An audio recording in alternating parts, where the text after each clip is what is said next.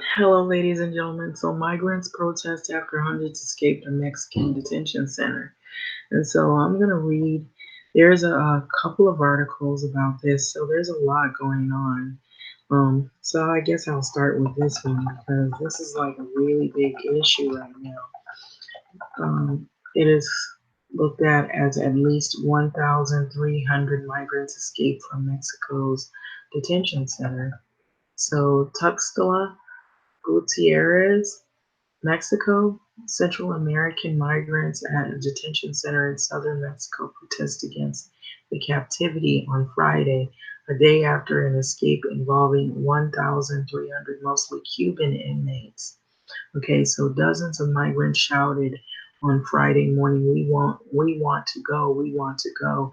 We're hungry at the facility of Tapachula in the southern states of Chiapas. So at dinner time Thursday, some 1,300 migrants escaped after threatening to set fire of the detention center to protest against the overcrowding that is said. Witnesses have said.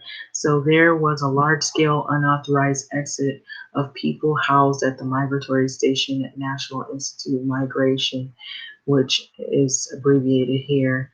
So it is said in the statement. So it is said that 700 returned soon after leaving the Mexico President Andres Manuel Lopez Obrador confirmed on Friday morning that around 500 others were unaccounted for, so they had knocked down railings at the center in order to escape, but those had been repaired on Friday, AFP journalist at the scene saw. So since October, tens of thousands of Central Americans and Cubans have transversed Mexico in caravan in hope of reaching the U.S. The migrants say they are fleeing poverty and gang violence. The Tapachula Center was built to accommodate 900 people, but residents say it sometimes holds as many as 3,000 people. So we have many there, and we have a very tight uh, it's very tight. We sleep on the floors, said one of the Cuban detainees. So it is the third time since October the migrants at Tapachula have rioted against conditions that are there. So the migrants say that authorities don't give them food. Fruit vendors Carlos Alcantara, who works nearby, told AFP. So U.S. President Donald Trump says the migrants are a threat to U.S. national security and has demanded that Mexico detain them and send them home. Lopez Obrador announced a plan last week to restrict migrants to Mexico South, keeping them away from the U.S. border, but denied it was a means to placate Washington. Okay, so there's a video that is attached to it. It's a sad situation, but it is happening. And so I guess maybe the video is basically going to say what I said in the article. I'm not going to really play the video. I was going to look at this up here because there's other things that have happened that are associated right along with this. So 300 or more U.S. troops to head to southern border to serve as cooks and drivers. Okay, so this is also going on. The Pentagon plans to send 300 more U.S. active duty troops to the border as cooks and drivers, some of whom will come into contact with migrants as they hand out food to migrants as part of a mission to help U.S. Customs and Border Protection deal with the large number of migrants arriving at the southern border, allowing some of the new 300 troops headed to the border to hand out meals to detained migrants has led the Pentagon to come up with an exception to a previous Defense Department policy allow incidental contact with migrants. So Pentagon officials stress the U.S. troops will continue to not engage in law enforcement duties. So Acting Defense Secretary Patrick Shannon um, has still not signed the order authorizing the deployment that is part of the Department of Homeland Security's last request for assistance from the Pentagon that was received on Thursday. So the new troops will join 2,900 active duty troops and 2,000 National Guardsmen currently deployed to the border, proving logistical support of the Department of Homeland Security. So this is another scene that is going on as well. See people look as though that they're fleeing. Because of their job functions, the new deployment will place U.S. troops in regular contact with migrants being detained by CBP personnel. So we have border patrol stations where the CBP is literally overwhelmed with migrants, said Charlie Sumner, the acting Pentagon spokesman, told reporters Friday. We're simply delineating the fact that we have some of our troops handing out meals and therefore will come in contact with migrants. So our policy is the same as it was in 2006 when we had thousands of National Guard troops on the border monitoring and reporting to CBP, said Summers. So, though he acknowledged that an exception to the policy had been made to specifically allow 100 troops to come into incidental contact with migrants they provide them with meals, there is no change to there is no waiver, and it's just us handing out meals to migrants, nothing else more, said Summers. So, according to Summers, 160 new troops will provide transportation duties along with the border. 100 general support troops will prepare and hand out meals to detainees, and 20 military lawyers will help immigration and customs enforcement in legal matters. So CBP law enforcement personnel will provide security on all transport vehicles, and the military drivers will drive from within the segregated driver's compartment. So the new request for Department of Homeland Security has been anticipated for weeks as the number of migrants along the border has swelled in recent months. So according to Defense Secretary Patrick Shannon, told Pentagon reporters 2 weeks ago that he expected an increase in U.S. military support for the border. So our support is very elastic, and given the deterioration there at the border, you would expect that we would provide more support, Sharon said. So, according to the CBP figures, 92,000 migrants detained crossing the border in March was in the highest monthly figure since 2007. So, some 58,000, and those migrants were part of families crossing together. So, reflecting the new patterns of migrants attempting to cross the border. So, these are things that are really going on. You see, it is also a big topic, and I'm sure that it'll come up. So I will, however, click on this. It probably has a commercial, I'm sure. Most of them do. Todo mejora es algo perfecto. Y agrega servicio celular a Spectrum Mi Plan Latino Doble. Cámbiate a Spectrum Mobile. Haz rendir tu dinero con el plan de datos de $14 por giga de Spectrum Mobile cuando lo combinas con Spectrum Mi Plan Latino Doble. Con internet súper rápido y tus canales favoritos por solo $59.98 al mes. Y sin contrato. Y te damos hasta $500 para cancelar tu contrato de TV o internet. Haz clic aquí.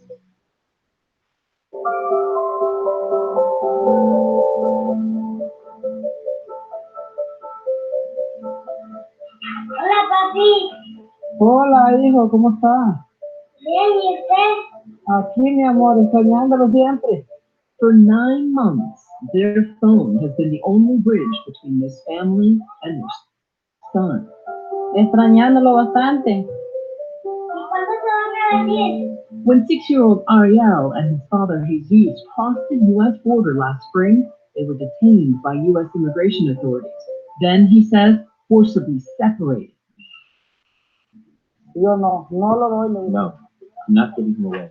You'll have to kill me first. They turned me around and put my back against the wall. And they put him in the room. And when I turned around, my son was no longer there. This family, one of thousands caught in the crosshairs of the Trump administration's zero tolerance policy, a controversial tactic that continues to divide the nation. If they feel there will be separation, they don't come. You let kids be separated without tracking them. Do you know how outrageous that is? The policy on hold for now. The full impact unknown. Countless families still broken. Now Jesus is on a journey to try to get his son back, joined by 28 other parents who were not only separated, but then deported, their children left behind. These parents have been incredibly traumatized by separation from their children.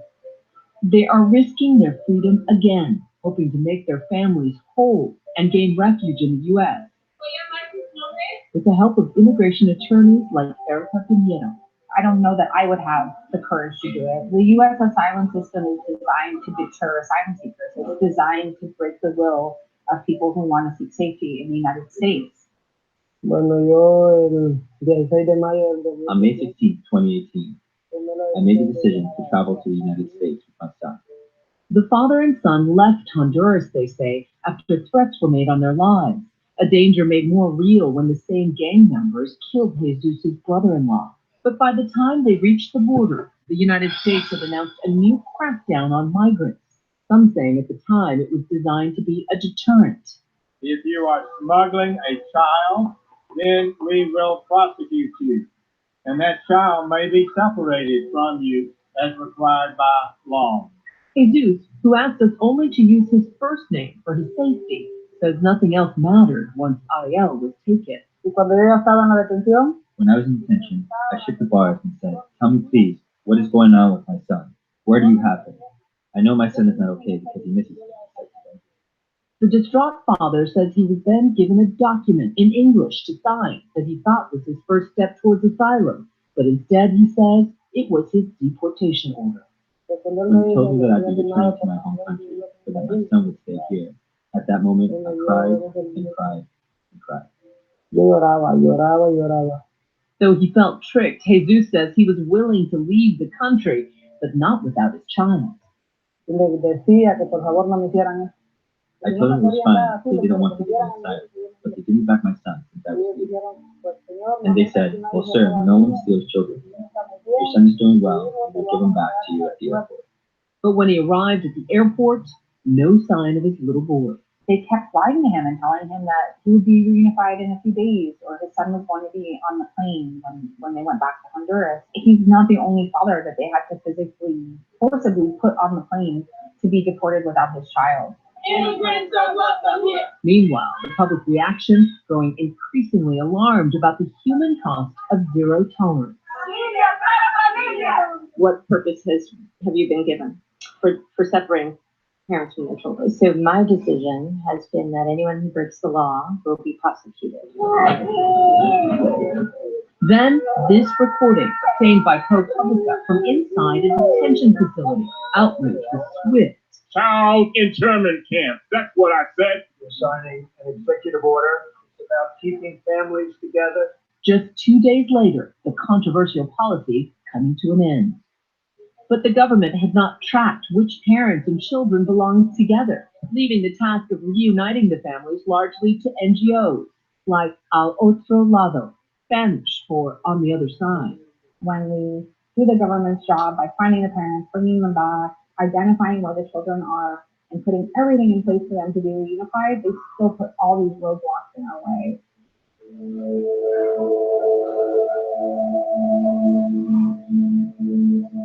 Elmer received death threats for his work as a policeman investigating a murder back home in Honduras. But it was after his 15-year-old daughter Marisol started receiving threats too that he decided they needed to make the treacherous journey north. When we arrived at immigration, they sent us to so-called ice boxes. And that is, I'm not going to explain. I cannot find the ways to express the weapon. She was shivering and telling me, "Daddy, I can't take it anymore." And she spent all night shivering with the fever. And they took her away, and they told me, "Look, you're going to take your daughter so that she can get changed." And I never saw her again. And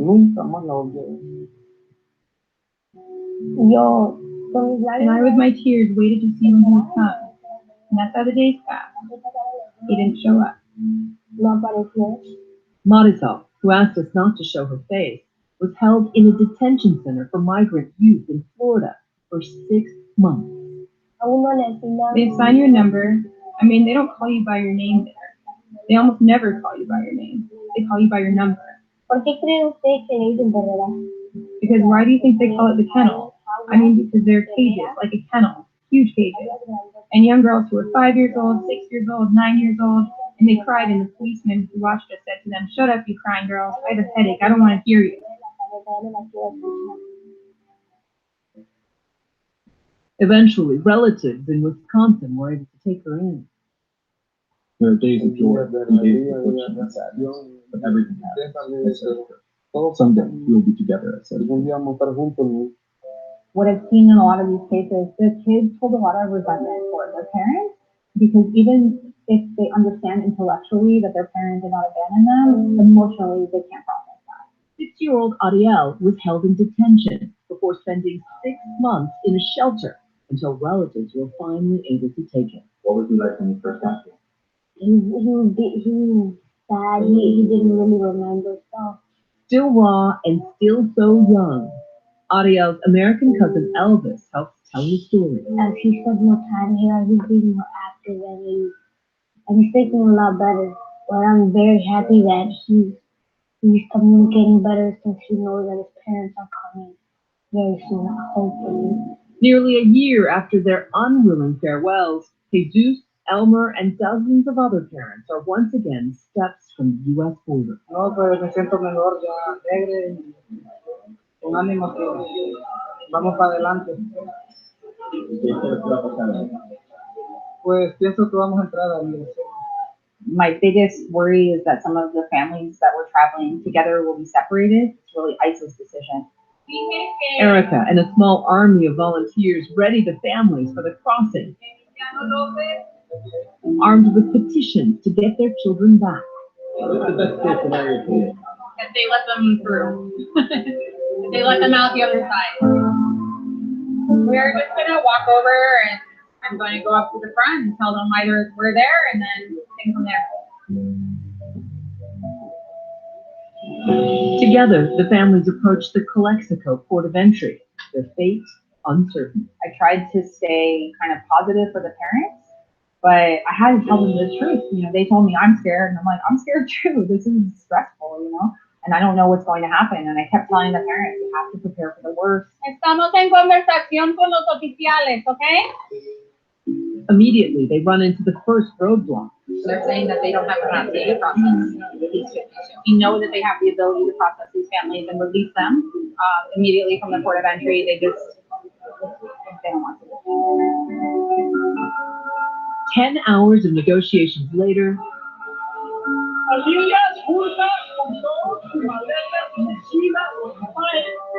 success. The doors open. Bien motivado, feliz. Por fin lo vamos a lograr. Me siento muy alegre y vamos a lograr lo que quiero. Estamos muy entusiasmados, que ya vamos a ver a nuestro hijo. One step closer to their children, is stepping foot into a world with no guarantees.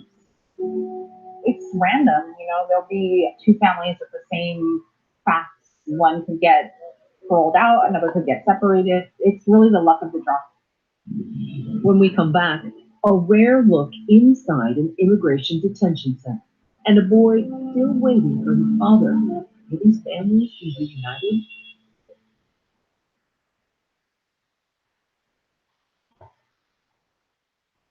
I'm going to roll at you. Okay, sorry University about of Phoenix. that. You're too. Sorry about that. So, what are your thoughts on this subject? Because this is very heated debate, and it's sad that this is happening, but it is true. There are people who are still going through this separation of families, and I wanted to go up here as well. Hundreds of migrants in the southern Mexico board what is called the Beast heading north, and it's a huge train, of course. Oh, why did I do that? So this is Central American migrants moving in a caravan through Juchitán, Oaxaca. They're pictured atop of a train known as, quote, the Beast, Okay, so while continuing on their journey toward the U.S. in Mexico, April 26, 2019. This is by Jose Cortez and Ixtepec, Mexico. Out of Reuters, hundreds of migrants hoping to reach the U.S. border on a freight train in southern Mexico late on Thursday, frustrated by efforts to slow their progress by the Mexican government, which is under pressure from the U.S. President Donald Trump. Okay, so the risky move to board the train known as La Bestia, which is the beast, followed a mass breakout of migrants from a holding center in the southern border city of Tapachula on Thursday night. So the government estimated 1,300 people escaped, but said a majority later returned to the center. So men, women, children in various countries boarded the slow train as it pulled out of the town of Ariaja in the southern state of Chiapas, Mexico. Media reported this. So migration authorities said at least 395 people had boarded this train. So the large group descended up from the train on Friday after it reached the town of Ixtepec to the northwest of Areja. Okay, so if I'm saying it correctly, so we hope our God above will keep us.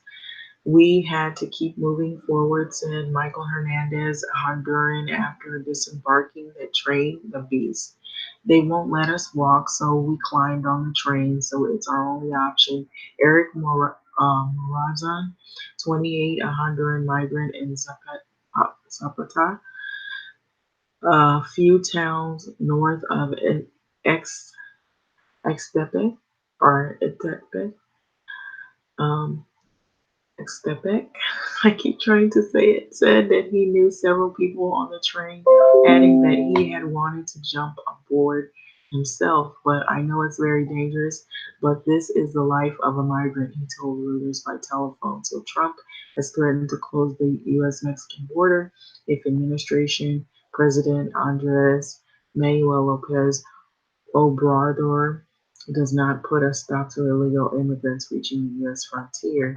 So migrants are paying little heed. That is little heed so far. So they, in other words, they keep coming, making efforts to come across the border. So the breakout of the Tapachula Holding Center was one of the biggest in recent years and came after Mexico stepped up efforts to round up and send home migrants. So Mexico's Migration Institute said on Friday that it was roughly about 645 people who had fled, 35 people since returned. It added in a statement that the group consisted largely of Cubans who have been coming to Mexico in growing numbers now. So the Tapachula facility is holding 980 Cubans out of a total of 1,745 people. Migrant advocacy groups have said the space is designed for about half of that number. So Cubans and migrants from other regions outside Central America have added to the pressure on Mexico's already overwhelmed shelters and detention centers. Costa Rica's migration office said on Friday that the past week more than 100 Cubans and Africans also have crossed into Costa Rica on average every day from Panama headed north.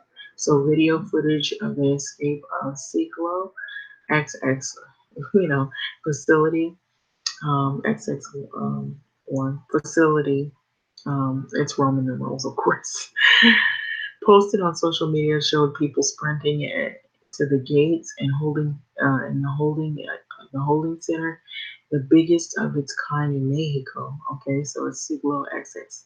I think I'm gonna look it up at some point because they say it's the biggest of their kind of detention centers. So families of migrants held at the center say conditions inside are very difficult.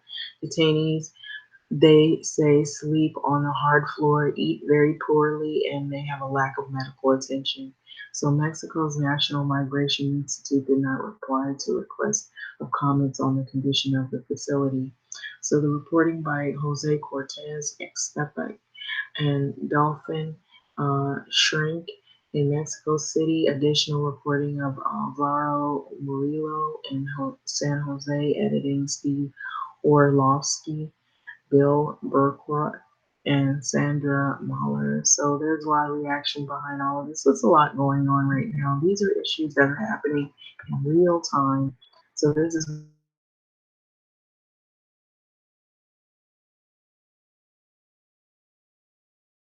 There's like one of the guys, he was saying it's very dangerous. He wanted to get on it himself, but it's so dangerous. And these people are risking their life.